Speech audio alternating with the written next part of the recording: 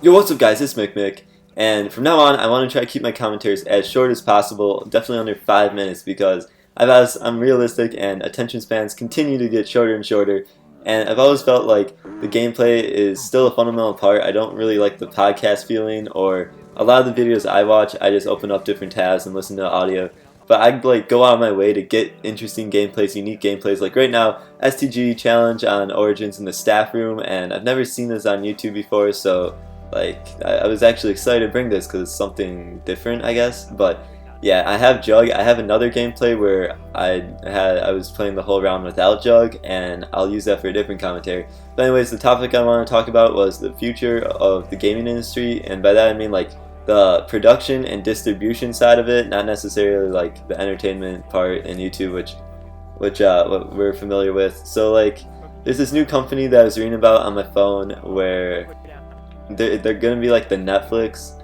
for gaming, I guess, for gaming libraries more specifically. And I believe like companies kind of have things like this. Like EA has, I believe you can like be a membership of some kind of EA service where you get to have access to their different games. But this is different because it's like Netflix where you're actually streaming the content. So you're not like live streaming, you're like streaming the actual video game to your console, so you never have to download it or buy a disc, which will change everything really, because then you're not paying for like ownership, you're just paying for access to the game.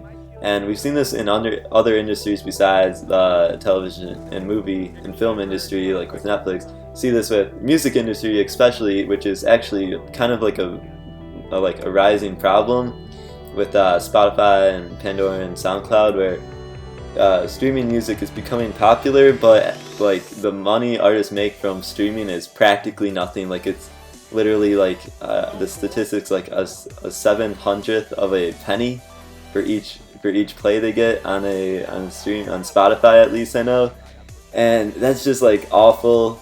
And the way I look at it, like, I mean, artists who are big enough to tour and they have enough, like artists who are big enough to tour are fine because then they'll make all their money from touring, but all like the newcomers and smaller guys, like they're kind of in trouble, and that's why like you see a lot of them have their own YouTube channels, make money off their YouTube channel, they make money like off different types of like social media like places and advertising, because there's no other way to make it. Like they don't get paid enough just for their actual craft and making the music.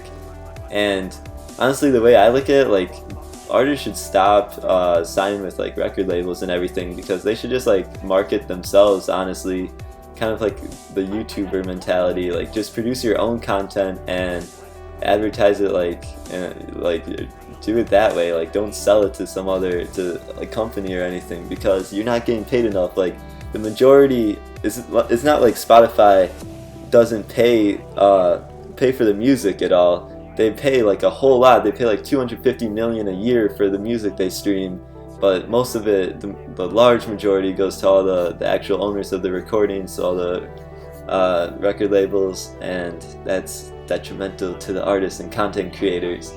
And so yeah, that was kind of like a two-part topic, because I talked about music industry also, but kind of like this shift where we're going from paid hard copies, like we used to buy CDs and discs on games, and now we're like almost at nearing the end of the downloading stage, and we're entering this new age of like everything streaming based. And we need better internet infrastructure, because we're still using like 1960s television broadband copper wire to stream and to access internet content, and that's not good. That's not going to hold up.